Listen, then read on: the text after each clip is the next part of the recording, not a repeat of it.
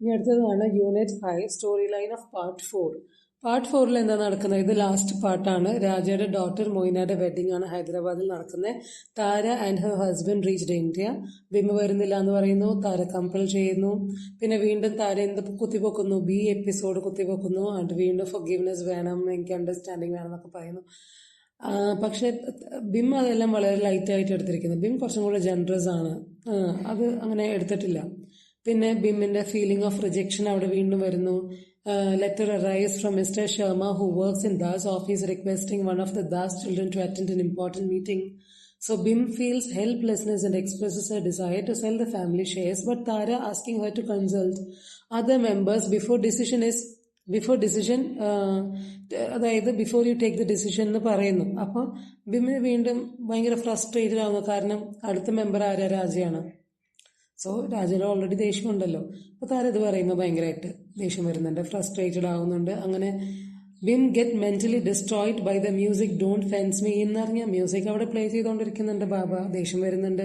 Psychological and emotional blows on Baba, asking him whether he was okay to go and live with Raja. ആ പാവപ്പെട്ട ബാബയോട് കുറെ ഇങ്ങനെ ചോദിക്കുന്നുണ്ട്, അതിനെ കുറെ വിഷമിപ്പിക്കുന്നു. പക്ഷെ അതിന്റെ സൈലൻസ് അങ്ങനെ ബിം റിയലൈസേഷനിലേക്ക് വരുന്നുണ്ട്. ഉപദ്രവിക്കുന്നൊന്നുമില്ല, സംസാരം, അതായത് സൈക്കോളജിക്കലായിട്ടുള്ള മൂവ്സ്, ബ്ലോസ് ഓൺ ബാബ, അതാണ് ഉദ്ദേശിക്കുന്നത്. ഓക്കെ, ഇനി അടുത്തത് ഇതിലെ ഇമേജറിയെ കുറിച്ച് പറയുകയാണെങ്കിൽ, ഇമേജറി എന്ന് പറയുമ്പോൾ നമ്മൾ നോവൽ ബിഗിൻ ചെയ്യുന്നത് എങ്ങനെയാണ്? Koels singing and ends with Mulk's guru singing the poetry of Iqbal.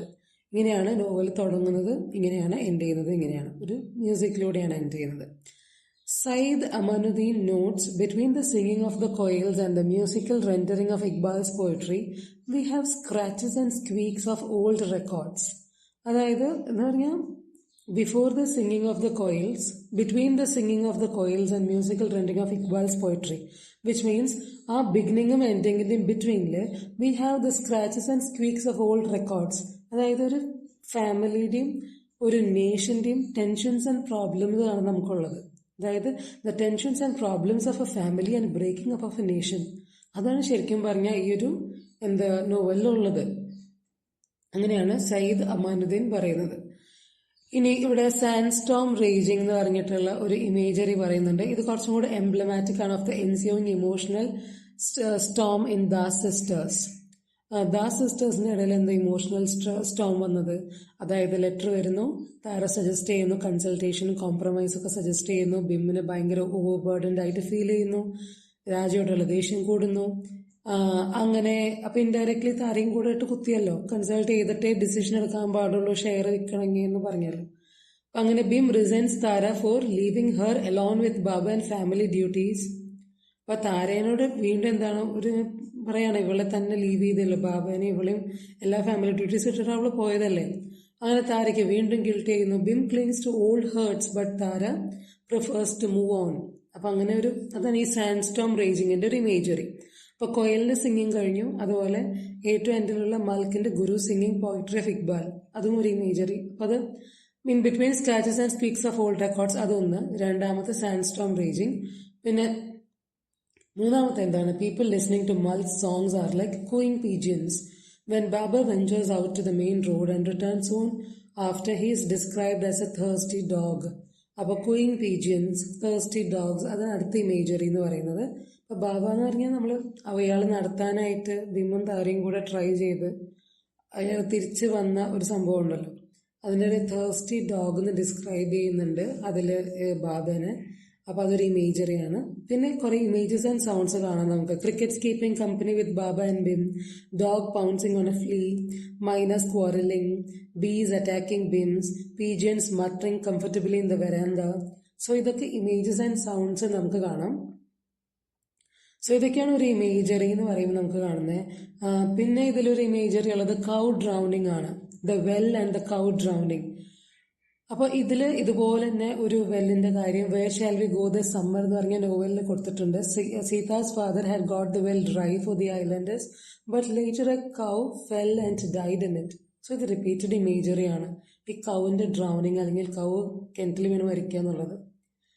പിന്നെ ക്ലിയർ ലൈറ്റ് ഓഫ് ഡേ. അപ്പൊ എന്താ ഈ മീരാമാസിയുടെ ഗിൽറ്റിന്റെ കാര്യം നമുക്ക് അറിയാലോ. Meeramasi suggested Mrs Das to keep a cow so the children could have fresh milk.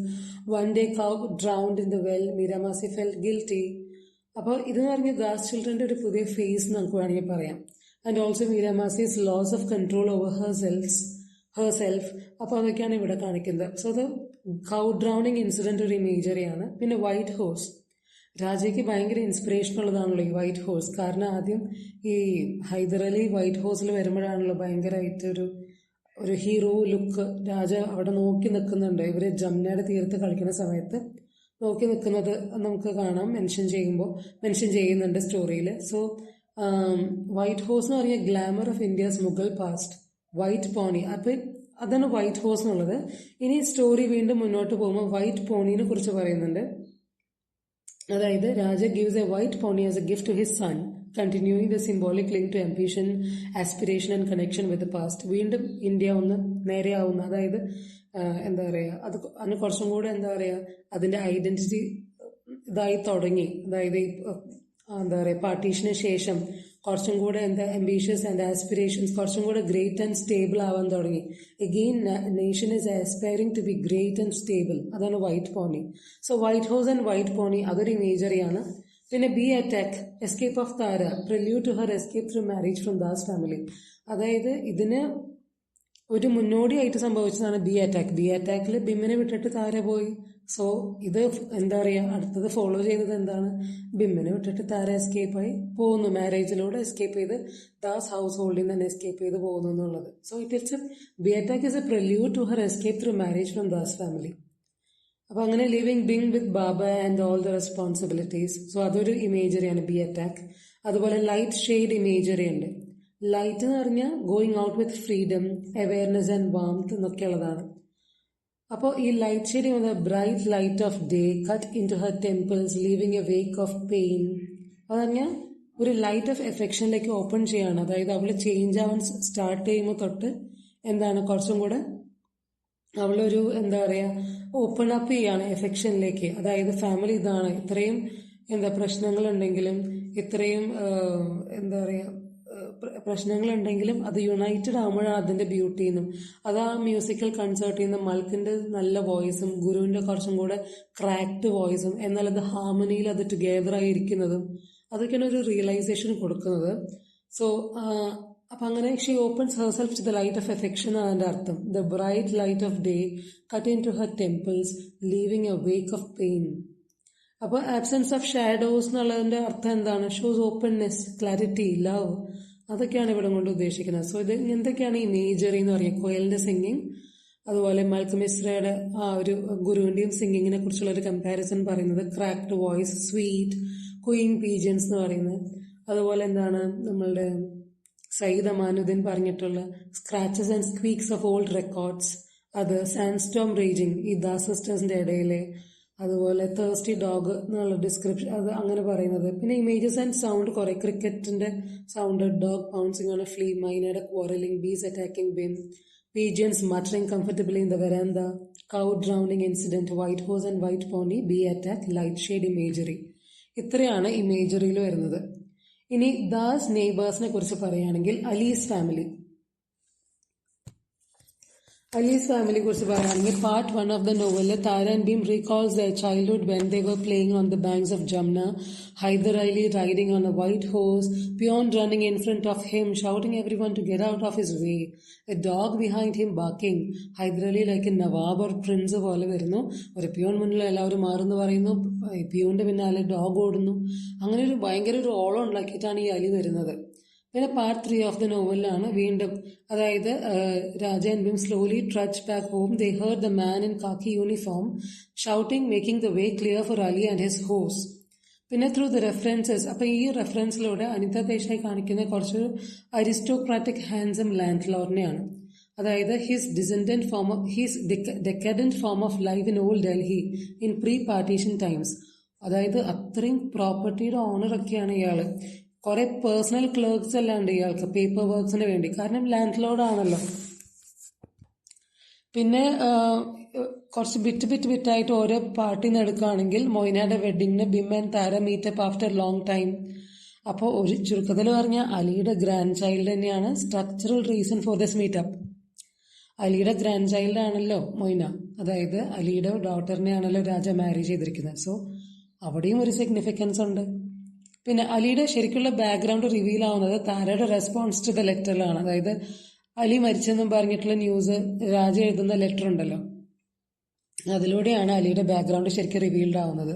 ആ ഒരു ഫ്യൂഡൽ എലഗൻസ്, ആ വൈറ്റ് ഹോഴ്സിനെ മാത്രം റൈഡ് ചെയ്ത് വരുന്നത്, അതുപോലെ രാജാനെ ഉറുദു പോയിട്ടിൽ എൻകറേജ് ചെയ്യുന്നത്, അതായത് pattern of poets and musicians, അതുപോലെ അവിടെ ഫൈൻ റോസസിന്റെ കൾട്ടിവേറ്റർ ആണെന്ന് പറയുന്നുണ്ട്.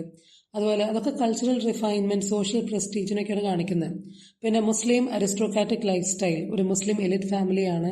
ഡോട്ടർ എപ്പോഴും വെയിൽഡ് ആണ്, secluded begum, lavish house with chandeliers, tiles and decorative grass. അപ്പോൾ ഇതൊക്കെ എന്ന് പറഞ്ഞാൽ ഭയങ്കര പോഷ് ഫാമിലിയാണ്. It contrast with middle class Das family. പിന്നെ ഇവരുടെ ഹൗസിനെ കുറിച്ച് പറയുകയാണെങ്കിൽ tall stucco house, wealth and സ്റ്റെബിലിറ്റിനെയാണ് കാണിക്കുന്നത്. അതുപോലെ Ali owned half the houses on that road, പവറിന്റെ ഇൻഫ്ലുവൻസ് ആണ് കാണിക്കുന്നത്. Due to communal violence in the partition riots of 1947, Ali leaves Delhi, sells their properties to Hindu tenants. So അങ്ങനെയാണ് സംഭവിക്കുന്നത്. Bim didn't buy, continues living there as tenant, paying the same rent. അതാണ് ബിമു ആ വീട് വാങ്ങുന്നില്ല എന്നുള്ളത്. പിന്നെ രാജ അലിയുടെ സണ്ണിലോ ആവുന്നു, അതായത് ഹെയർ ആവുകയാണ്. Asserts legal and emotional claim over the Das house, lasting wound for Bim. അങ്ങനെയാണ് ആ ലെറ്റർ, പാട്രണൈസ് ലെറ്റർ കണ്ട് ഞാൻ കൂട്ടില്ല, ഞാൻ വീട് വിൽക്കുന്നില്ല എന്നൊക്കെ പറയുന്നതും ബിമ്മിന് അത് ഭയങ്കര ലാസ്റ്റിംഗ് വോണ്ടായി മാറുന്നതും.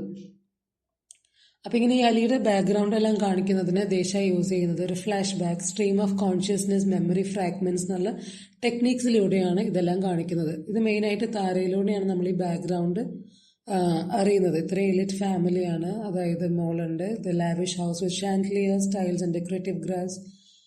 ഭയങ്കര half the houses on that road ഇയാളുടെ ആണ് എന്നുള്ളത്. കുറേ പേഴ്സണൽ ക്ലർക്സും പേപ്പർ വർക്ക്സും ആ ഒരു ഫ്യൂഡൽ എലഗൻസും അതുപോലെ അതൊക്കെ എന്താ നമ്മൾ അറിയുന്നത് ഇങ്ങനെയാണ്. സോ അതാണ് Ali's family.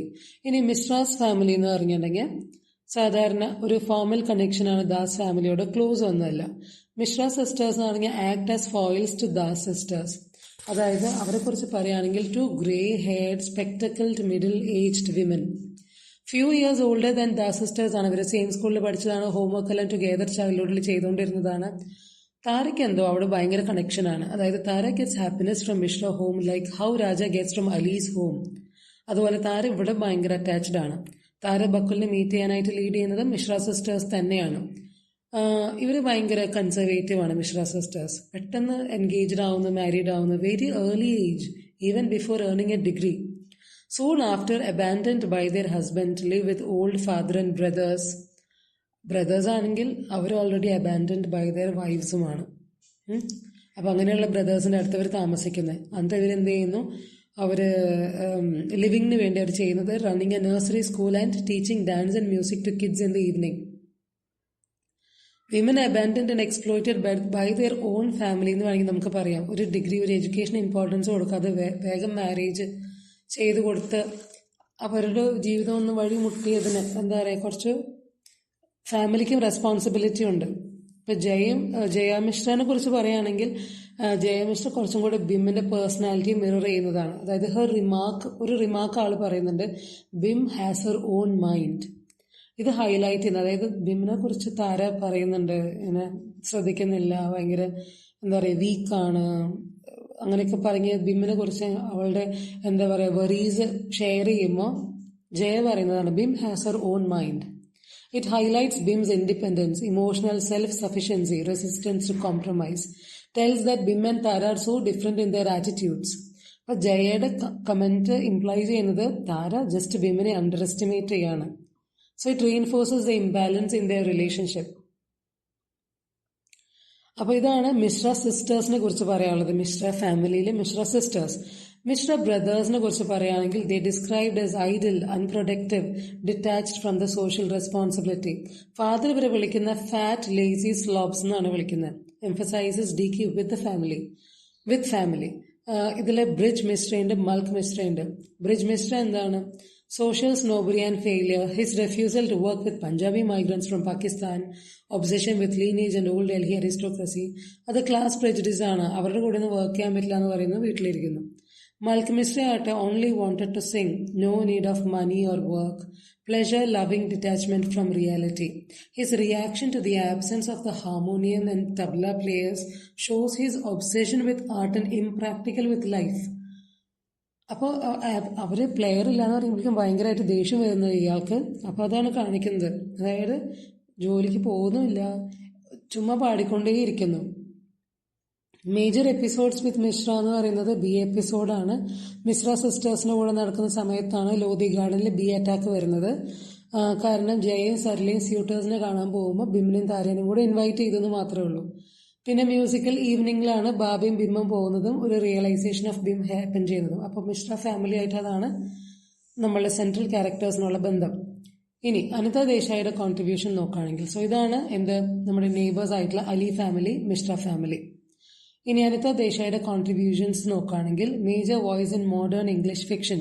Critics like K.R. Srinivasa Iyengar credit for the novels Cry the Peacock, Voices in the City, saying that it adds a new dimension to Indian women's writing. പിന്നെ shift from collective to personal, അങ്ങനെ ഒരു difference അവിടെ വരുന്നുണ്ട്. അനിത ദേശായിയുടെ അടുത്ത കോൺട്രിബ്യൂഷനാണ് shift from collective to personal. അതായത് social and communal കൺസേൺസിന് വിട്ട് ഇൻഡിവിജ്വൽ ആൻഡ് സബ്ജക്റ്റീവ് എക്സ്പീരിയൻസസിനാണ് കുറച്ചും കൂടി ഇമ്പോർട്ടൻസ് കൊടുത്തിരിക്കുന്നത്. അതായത് inner life, psychological conflicts, emotional sensitivity. അപ്പോൾ എന്ന് പറഞ്ഞാൽ ഇതിലെ ഒരു കമ്പാരിസൺ ചെയ്യുന്നത് കമല മാർക്കണ്ഡായ ആയിട്ടാണ്, who emphasises economic and social background. പക്ഷെ നമ്മളുടെ അനിത ദേശായി എന്താണ് കുറച്ചും കൂടെ ഇന്നർ ലൈഫ്, സബ്ജക്റ്റീവ് എക്സ്പീരിയൻസസിനാണ് ഇമ്പോർട്ടൻസ് കൊടുത്തിരിക്കുന്നത്. പിന്നെ അടുത്ത ഒരു കോൺട്രിബ്യൂഷനാണ് exploration of feminine sensibility. Her women characters are mostly from affluent urban families, not burdened by survival struggles, deeply concerned with emotional fulfillment. അപ്പോൾ അത് ഒരു നോർമലി ഉള്ള ഫെമിനിനേക്കാളും കുറച്ചും കൂടി ഡിഫറെൻ്റ് ആയിട്ടുള്ളതാണ്. എല്ലാ ഫെമിനിൻ ക്യാരക്ടേഴ്സും അതായത് ജേർണി ടുവേർഡ്സ് സെൽഫ്ഹുഡ് ആൻഡ് ഫ്രീഡം നമുക്ക് കാണാം. അതായത് 1960s ഫിക്ഷൻ്റെ ഒരു പ്രത്യേകതയാണ് ഐഡന്റിറ്റി, ഓട്ടോണോമി, ഇമോഷണൽ ട്രൂത്ത്, അതൊക്കെ പറയുന്നത്. പിന്നെ നെറേറ്റീവ് ടെക്നിക്സിന്റെ ഒരു കോൺട്രിബ്യൂഷൻ എന്താ, സ്ട്രീം ഓഫ് കോൺഷ്യസ്നെസ് ആണ് യൂസ് ചെയ്തിരിക്കുന്നത്. ഇന്റീരിയർ മോണോലോഗ്സ് കുറേ ഉണ്ട്. അതുപോലെ ഇമോഷണൽ സ്റ്റേറ്റ് എല്ലാം കൺവേ ചെയ്യുന്നത് കുറേ ഇമേജറി, സിംബോളിസം, സിൻടാക്സ് ഒക്കെ യൂസ് ചെയ്തിട്ടാണ്. പിന്നെ 70s പുതിയ വിമനെ കുറിച്ച്, അതായത് അവർ കുറച്ച് ഇന്റലിജന്റ് ആണ്, ക്വസ്റ്റനിങ് ആണ്, റിബല്യസ് വിമൻ ആണ്. അതുപോലെ റീപ്ലേസ് ഏർലിയർ സെൽഫ് സാക്രിഫൈസിങ് ഫിഗേഴ്സിനൊക്കെ മാറ്റി, അതായത് മാരേജ് മാത്രമാണ് ഇമ്പോർട്ടൻ്റ് എന്ന് ചിന്തിക്കുന്ന വിമനേക്കാളും കുറച്ചും കൂടെ ഡിഫറെൻ്റ് ആയിട്ടുള്ള വിമൻ ക്യാരക്ടേഴ്സിനെ കൊണ്ടുവന്നത് ആരാണ്? നമ്മുടെ അനിത ദേശായി ആണ്. Challenges patriarchal norms, willing to face life's difficulties independently, അങ്ങനെയൊക്കെ കാണിക്കുന്ന പുതിയ തരം സ്ത്രീകളുടെ ക്യാരക്ടേഴ്സിനെ കൊണ്ടുവന്നത് അനിത ദേശായി. ഇപ്പം ലാൻഡ്മാർക്ക് ക്യാരക്ടറായിട്ട് അനിത ദേശായിയുടെ പറയുന്നത് മായ ആണ്. അതിൽ stories narrated through her consciousness. അതൊരു ന്യൂ ടെക്നിക്കാണ്. അതായത് ന്യൂറോട്ടിക്, ഹൈലി സെൻസിറ്റീവ്, ഇമാജിനേറ്റീവ് ആയിട്ടുള്ളത്. അത് ക്രൈ ദ പീകോക്കിലെയാന്ന് തോന്നുന്നു മായ എന്ന് പറഞ്ഞ ക്യാരക്ടർ. അതുപോലെ നോൺ ട്രഡീഷണൽ മദർ ഫിഗേഴ്സ് കൊണ്ടുവരുന്നുണ്ട്. സീത, എക്സാമ്പിൾ സീത എന്ന് പറയുന്നത് where shall we go this summer എന്ന് പറഞ്ഞ നോവലിലാണ്. She refuses to give birth in a violent hostile world. അതന്നെ ഭയങ്കര ഒരു മദർ അങ്ങനെ പറയാന്നുള്ളത്. അതുപോലെ Monisha's mother, voices in the city എന്ന് പറഞ്ഞ നോവലിലാണ് എക്സ്ട്രാ മാരിറ്റൽ റിലേഷൻഷിപ്പ് ഉണ്ട്. പിന്നെ ബിമ്മിന്റെ മദർ ഭയങ്കര സെൽഫ് അബ്സോർബ്ഡ് ആണ്, ഇമോഷണൽ നെഗ്ലിജന്റ് ആണ്. ആ വൾണറബിലിറ്റീസ് അല്ല, അതായത് അവരും ഫ്ലോഡ് ഹ്യൂമൻസ് ആണ്, ഐഡിയലൈസ്ഡ് അല്ല, അങ്ങനെയായിട്ടല്ല കാണിക്കുന്നത്. എല്ലാ ഫ്ലോസും കാണിക്കുന്നുണ്ട്. Adds more psychological depth, redefined women characters, shifted focus from outer reality to inner consciousness. ഇതൊക്കെയാണ് അനിത ദേശായിയുടെ കോൺട്രിബ്യൂഷൻസ്. എസ്പെഷ്യലി വിമൻ ക്യാരക്ടേഴ്സിൻ്റെ ആ ഒരു പോർട്രേയൽ ഭയങ്കര വ്യത്യസ്തമാണ്. അതുപോലെ non traditional mother figures, landmark ക്യാരക്ടറായ മായനെ കുറിച്ച്, അതുപോലെ സിംബോളിസം, ഇമേജറി, പിന്നെ നെറേറ്റീവ് ടെക്നിക്സ് ആണ്. അതായത് stream of consciousness, interior monologue, emotional states എല്ലാം കൺവേ ചെയ്യുന്നത് ഇമേജറി, സിംബോളിസം, സിൻടാക്സ്. പിന്നെ പുതിയ ടെക്നിക്ക്, അതായത് stories narrated through her consciousness, അതാണ് മായയിൽ കാണിക്കുന്നത്. അപ്പോൾ അങ്ങനെയുള്ള ചില കോൺട്രിബ്യൂഷൻസ് ഒക്കെയാണ് അനിത ദേശായി നടത്തിയിരിക്കുന്നത്. So that is all about this chapter.